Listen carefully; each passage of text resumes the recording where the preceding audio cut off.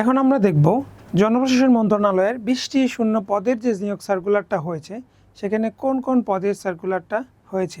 তো শুরুতেই আমরা দেখব যে ষাট লিপি কাম কম্পিউটার মুদ্রাক্ষরিক অপারেটর, ষাট লিপি কাম কম্পিউটার মুদ্রাক্ষরিক অপারেটর 13তম গ্রেডের এখানে 3টি শূন্য পদের সার্কুলার হয়েছে। এখানে আবেদনের যোগ্যতাটা দেখি।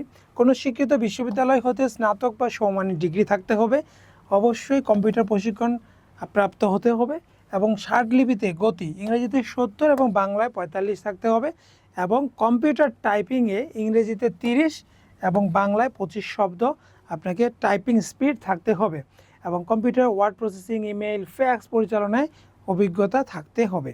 তাহলে ষাট লিপি কাম কম্পিউটার মুদ্রাক্ষরিক সম্পর্কে আমরা জানলাম।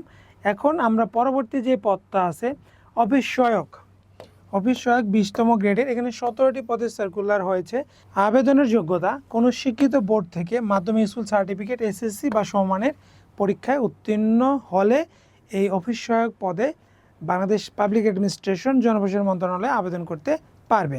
এখন আমরা দেখব যে আবেদনের বয়স সীমাটা কত তারিখে 18 থেকে 32 বছর পর্যন্ত আবেদন করতে পারবেন। 1 মে 2026 তারিখে কোনো প্রার্থীর বয়স 18 থেকে 32-এর মধ্যে হলে সে এই জনপ্রশাসন মন্ত্রণালয়ের যে পদ দুইটার কথা বললাম সেটাতে আবেদন করতে পারবেন। তবে এখানে বিভাগীয় প্রার্থীর ক্ষেত্রে সর্বোচ্চ 40 বছর পর্যন্ত আবেদন করতে পারবে। এখন আমরা দেখে নিব যে আবেদনের ফি জমাদানের শুরু এবং শেষ তারিখ। তো আমরা শুরুতেই দেখি আবেদনের ফি জমা দেওয়ার জন্য আপনাকে অবশ্যই ministry of public administration mopa.teletalk.com.bd website থেকে আপনাকে আবেদন ফর্মটা পূরণ করতে হবে।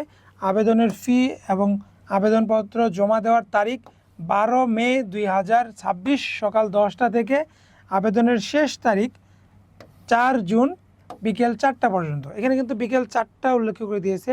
4 জুন বিকেল 4টার মধ্যে আপনাকে জনপ্রশাসন মন্ত্রণালয়ের এই যে নিয়োগ সার্কুলারটা আমরা দেখালাম 4 জুন বিকেল 4টার মধ্যেই আপনাকে আবেদন প্রক্রিয়াটা এবং পেমেন্ট সহ সম্পন্ন করতে হবে।